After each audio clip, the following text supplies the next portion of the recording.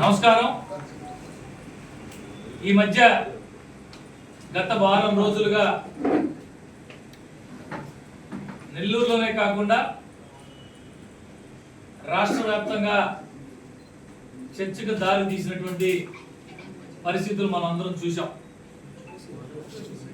ఈరోజు కూడా దానికి సంబంధించి నల్లపరెడ్డి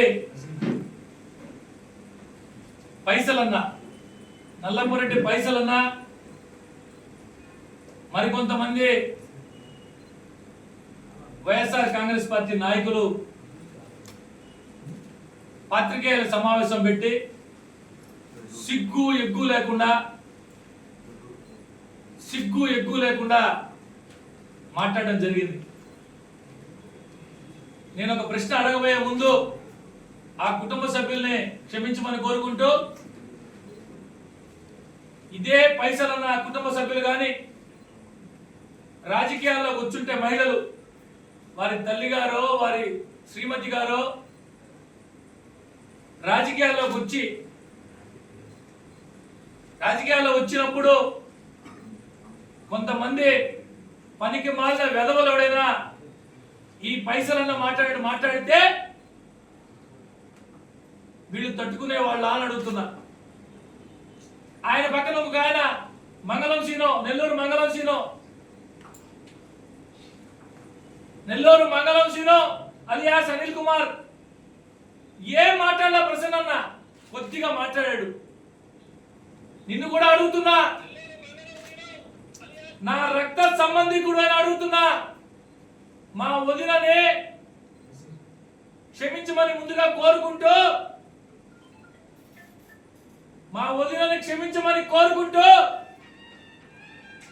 వాళ్ళు రాజకీయాల్లోకి వచ్చుంటే ఎవడైనా పనికి మాల ఎదవా మా వదిన గురించో వాళ్ళ ఇంట్లో వాళ్ళ గురించో మాట్లాడుంటే ఒప్పుకుంటారా అని అడుగుతున్నా.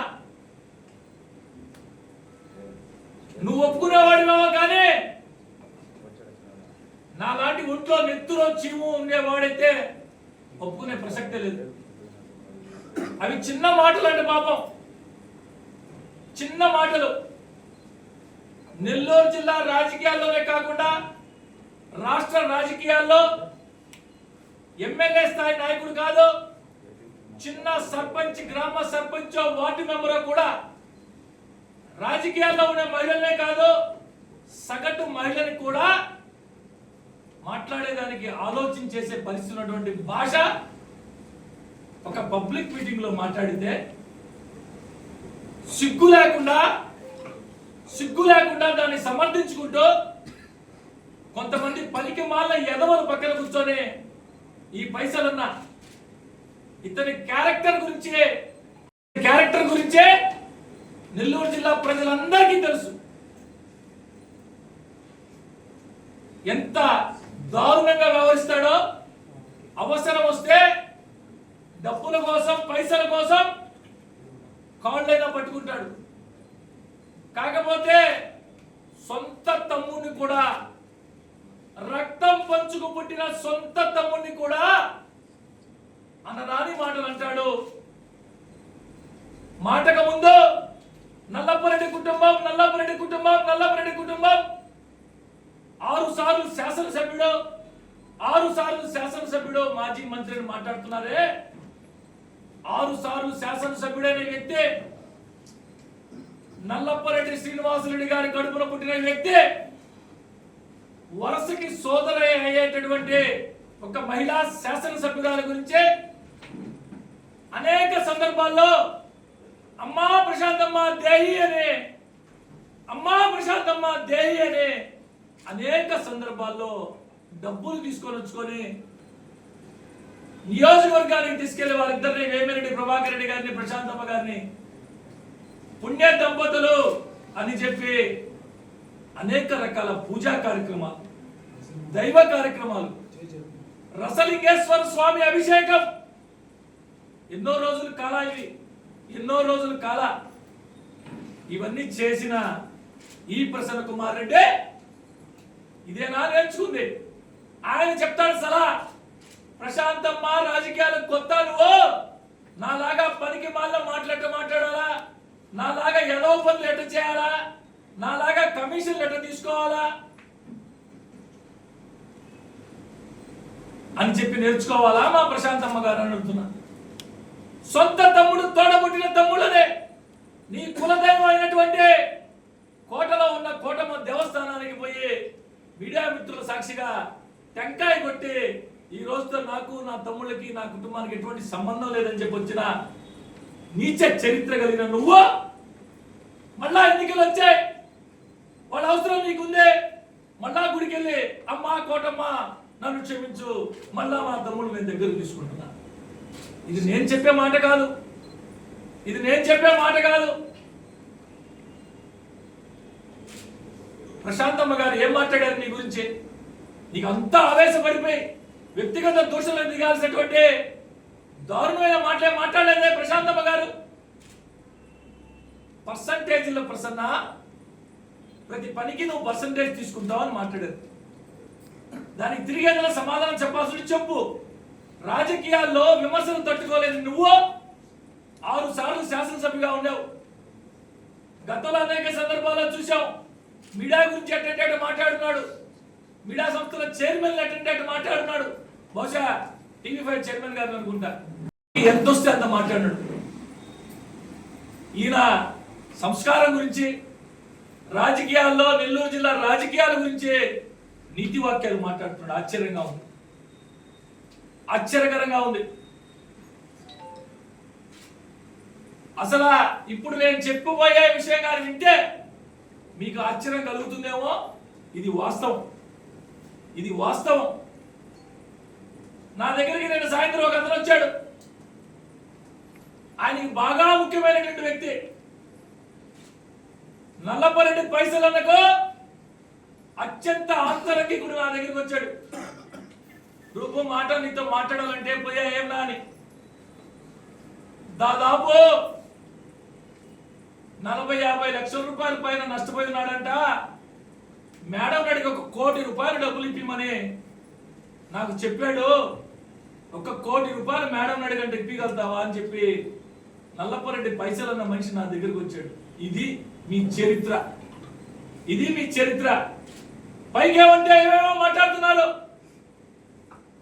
నా దగ్గరికి మనిషి వచ్చే మేడం అడిగే ఇంత నష్టపోయి ఉన్నాము, ఇబ్బందుల్లో ఉన్నాము.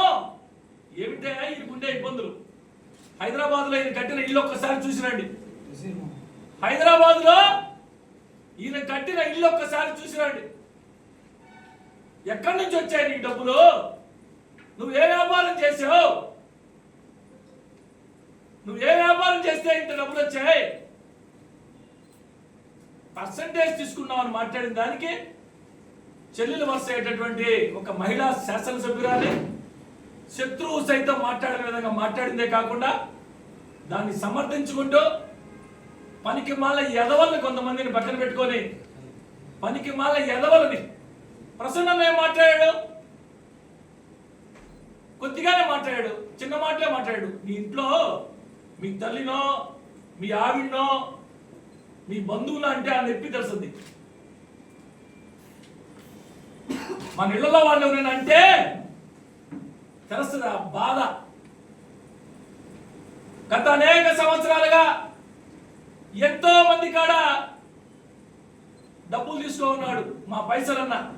వీళ్ళిద్దరు మా అప్పు తీసుకోవడం తప్పు కాదు, అప్పు తీసుకోవడం తప్పు అని ఎవడు చెప్పడు. అప్పు తీసుకొని ఎగ్గొట్టడమే తప్పు, తీసుకున్నటువంటి అప్పునే ఎగ్గొట్టడం తప్పు. ఒకే ఒక ఉదాహరణ చెప్తా మీకు.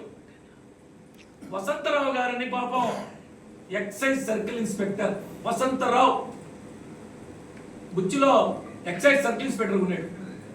బుచ్చికి బై ఎలక్షన్లు వచ్చాయి. సార్ ఎన్నికలు జరుగుతున్నాయి, డబ్బులు అవసరం, ఎన్నికలు అయిపోయిన ఇచ్చేస్తా, 10 లక్షలు అత్యవసరం అంటే పాపం జీతాల మీద జీతభత్యాల మీద ఉండే ఆ అధికారి ఒక శాసనసభ్యుడు అడిగాడు, 10 లక్షలు ఇచ్చాడు, 10 ఏళ్ళు తిరిగాడు. ఇది మంచి పద్ధతి అయితే కాదు అని చెప్పి చెప్తా ఉన్నా. ఇంకొక ఆయన నెల్లూరు మంగళం చేను ఏ కార్యక్రమాలకి ఆయన పిలవరు. వైఎస్ఆర్ కాంగ్రెస్ పార్టీ ఏ కార్యక్రమం చేపట్టినా జిల్లాలో ఎవ్వడు కనీసం ఆహ్వానం కూడా ఉండదు. అది ఆయన బతుకు. తరివేశారు జిల్లా నుంచి. పోయి జగనన్నని బతిలాడుకుంటే జగన్మోహన్ రెడ్డి గారిని తోక ఒకటి తెలియదు, తోక పిఏసి అని తోక ఒకటి ఇచ్చారు ఆయనకి, ఈయనకి తోడు దొంగలు ఇద్దరికి. జిల్లాలో ఇంకెవరు లేరు వైఎస్ఆర్ కాంగ్రెస్ పార్టీకి. ఈ ఇద్దరు తోడు దొంగలు పిఏసి అని ఒకటి పక్కన పెట్టారు. ఒక్క కార్యక్రమానికి ఆహ్వానంలే. కనీసం వారం రోజుల క్రితం రాజశేఖర రెడ్డి గారి జన్మదినానికి నీకు ఆహ్వానం లే. అది నీ బతుకు. రాజశేఖర రెడ్డి గారి జన్మదినానికి నీకు ఆహ్వానం లే. నీ బతుకు అది. ఇట్లాంటి ఏదో కార్యక్రమం చేసి పక్కన కూర్చొని స్లైడ్ పైకను, స్లైడ్ కొంచెం కింద కను. ఇది నీ బతుకు. నువ్వు కూడా వచ్చి ప్రభాకర్ రెడ్డి గారి గురించి, ప్రశాంతమ్మ గారి గురించి మాట్లాడుతున్నావే. ఎన్నిసార్లు వాళ్ళ ఇంటికాడ నువ్వు నేను ఇద్దరు నిలబడుకోని సొంచులు తెచ్చుకోను మర్చిపోయావా? మంగళం సీను నువ్వు నేను ఇద్దరం కలిసి కట్టుగా చేతులు కట్టుకొని సంచులు తెచ్చుకుని మర్చిపోవాగయ్యా. మాట ముందు డబ్బున్నోడే సంపాదించుకుంటాడు, కష్టం చేస్తున్నాడు, దేశ విదేశాలకు పని చేసుకుంటున్నాడు, తను సంపాదించిన సంపాదనలో ప్రజలకు ఖర్చు పెడుతున్నాడు. అవును, డబ్బున్నోడే. నీలాగా ప్రజా సంక్షేమ నిధులు దోచుకొని నా కాడ ఏమి లేవు, పిల్లకాయలకి ఫీజులు కూడా కట్టుకోలేకున్నా. చూడండి, స్కూల్ నుంచి మెయిల్ వచ్చింది, ఫీజులు కూడా కట్టలేకున్నా. ఇది కాదు వాళ్ళ పరిస్థితి. 10 మందికి సేవ చేస్తారు, సంపాదిస్తారు. డబ్బున్నోళ్ళు, డబ్బు కలిగిన వాళ్ళు 10 మందికి పెట్టేవాళ్ళు. తీసుకున్నోళ్ళు మనం ఉన్నాం. నేను నువ్వు ఇద్దరమే. అన్నా ప్రభాకరణ లోకల్ బాడీ ఎలక్షన్స్ అన్నా ప్రభాకరణ ఎమ్మెల్యేకి పోటీ చేస్తున్నాం. తెచ్చినోడు నేను, మోసినోడు నేను.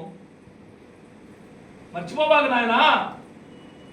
కొత్తగా ఈరోజు ఇంకొక ఆయన మాట్లాడు. అన్ని పాములు లేచి ఏది పాము కూడా లేచింది. ఒక ఆయన ఈరోజు కొత్తగా ఆయన ఆవేశంగా ఏదేదో మాట్లాడు. అసలు రూరల్లో ఆయన ఒక ఇన్ఛార్జ్ అని అది ఎవరికి గుర్తు కూడా ఉంటుందా? ఎప్పుడో అప్పుడప్పుడు వస్తాడు, తడుక్కుమంటాడు. పాప ఆయన కూడా మాట్లాడాడు ఈరోజు. ఆయనకి ఏమొచ్చిందో, ఎవరేం చెప్పారో, ఎవరేం మాట్లాడమన్నారో నాకు తెలియదు. ఆయన ఇన్ఛార్జ్ పోయేటట్టుంది. ఇంకొక ఆయన కొత్తగా వచ్చి ఆయన ఇన్ఛార్జ్ పెరుక్కుంటానేమో. ఆయన కూడా ఎప్పుడు ఇలా మాట్లాడి ఆయన కూడా మాట్లాడు కొత్తగా. పాపం ఆయన ఎమ్మెల్సీగా పోటీ చేసినప్పుడు ఏం జరిగిందో ఒక్కసారి గుర్తు చేసుకో విజయన్న. అంతకంటే నేను చెప్పడం సంస్కారం.